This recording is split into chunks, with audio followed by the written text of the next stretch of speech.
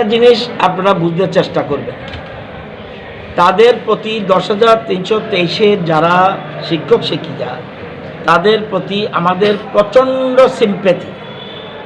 আমাদের মুখ্যমন্ত্রী পরিষ্কারভাবে বলেছে, আমরা যে পোস্ট ক্রিয়েট করেছি এর মধ্যে অ্যাডভার্টাইজমেন্ট দেওয়া হয়েছে group C and group D, এবং সেখানে 5,000-এর উপর প্লাস আরও শিক্ষকের 4,000, তো এখানে 9,000-এর মতো। যদি ওরা বসে থাকে, আন্দোলন করতে বাধা নেই, আন্দোলন করতে গণতান্ত্রিক ব্যবস্থাপনায় আন্দোলন করতে পারে। মুখ্যমন্ত্রী পরিষ্কার বলেছে, এটাতে না বসে তারা বরঞ্চ ইন্টারভিউর জন্য তৈরি হোক। এবং একটা কথা মাথায় রাখতে হবে, বেকাররা রাগ করবে আমার কথা শুনে, তাদের কথা মাথায় রেখে কিন্তু আমরা পোস্টগুলি ক্রিয়েট করেছি। কিন্তু বিনা ইন্টারভিউতে কাউকে চাকরি দেওয়া যায়? ভারতবর্ষে এই নিয়ম আছে কি না আমি জানি না। ভারতবর্ষে কোথাও সবাই যদি বলে আমি আইন মানব না, কিচ্ছু মানব না, আমাকে ইন্টারভিউ ছাড়া চাকরি দিতে হবে, এটা কি কোনো সরকার পারবে? আজকে আমরা ক্ষমতায় রয়েছি, কালকে আরেকটা ক্ষমতা থাকতে পারে। কোনো যদি রাজনৈতিক দল বলে ইয়েস ইন্টারভিউ ছাড়া চাকরি দিয়ে দাও, তাহলে তো আমি বলবো এটা অসাংবিধানিক এবং বেআইনি, যেটা কোনো মতে কেউ মেনে নেবে না। এবং সেজন্য তাদের কথা, আমাদের আউটসোর্সিংয়ের চিন্তা করেছিলাম, কিন্তু তারপরেও যেহেতু সরকারি চাকরির কথা উঠেছে, সেজন্য আমরা এই পোস্ট ক্রিয়েট করেছি। এবং মাথায় রেখে তাদের মধ্যে আমরা বিশ্বাস অধিকাংশ ছেলে মেয়ে এই সুযোগ পাবে, এবং তাদের জন্য আমরা এইজ রিল্যাক্সেশন করে দিয়েছি, যাতে 23 পর্যন্ত যে কোনো পরীক্ষা তারা অংশগ্রহণ করুক, সেখানে সুযোগ পাবে। এবং তাদের কথা মাথায় রেখে কিন্তু পোস্ট, এর বেশি কিছু আমি খোলাসা করে বলবো না। কিন্তু ইন্টারভিউ ছাড়া চাকরি, আপনার সাংবাদিক বন্ধু আমাকে বলুন, ইন্টারভিউ ছাড়া চাকরি দেওয়া যায় কিনা কাউকে? সুপ্রিম কোর্টের রায়ে তাদের চাকরি গেছে, হাইকোর্টের রায়ে তাদের চাকরি গেছে, কোনো সরকার তাকে বাদ দেয়নি।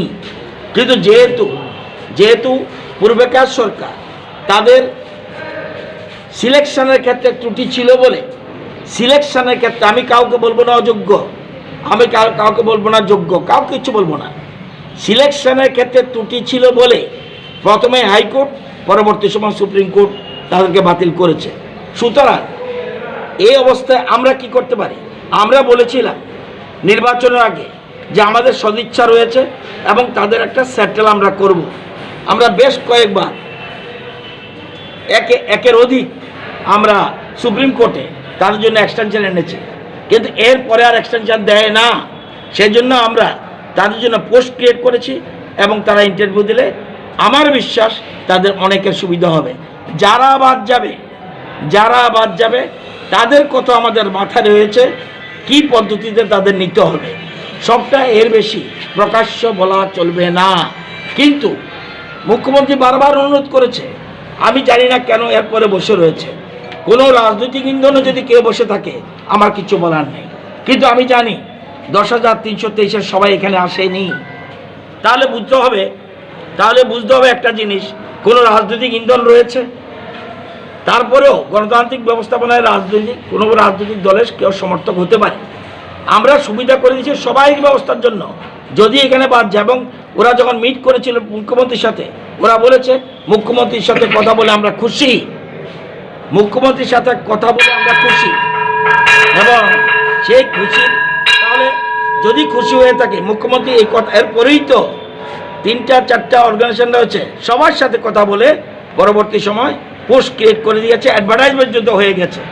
এবং সবাই নাম, অনেকের মধ্যে 10,323-এর মধ্যে অনেক কিন্তু নাম জমা দেওয়া শুরু করে দিচ্ছে এবং প্রিপারেশান নিচ্ছে। সুতরাং যদি এরা না আসে, ইন্টারভিউতে না বসে, তাহলে তাদের চাকরি কিভাবে দেবে আমি অন্তত জানি না। আমি অ্যাপিল করব করজোরে রাজনৈতিক দলগুলির প্রতি, তাদের প্রতি আমাদের সিম্পেথি রয়েছে, আপনারা সহযোগিতা করুন এবং নিয়ম অনুযায়ী গণতান্ত্রিক ব্যবস্থা, আইন সংবিধান মেনে যাতে ইন্টারভিউ আমরা নিতে পারি, সেই ইন্টারভিউতে বসলে কিছু একটা গতি হবে। যদি কেউ বাদ যায় তাদের কথা আমাদের মাথায় রয়েছে। আমি অনুরোধ করব আপনাদের মাধ্যমে তারা এই আন্দোলন থেকে বিরত থাকুন। এখন এরপরে যদি কেউ আন্দোলন করে আমি কিচ্ছু বলার কিচ্ছু নেই, এটা তার ইচ্ছার উপর, কারণ গণতান্ত্রিক অধিকার সবাই রয়েছে।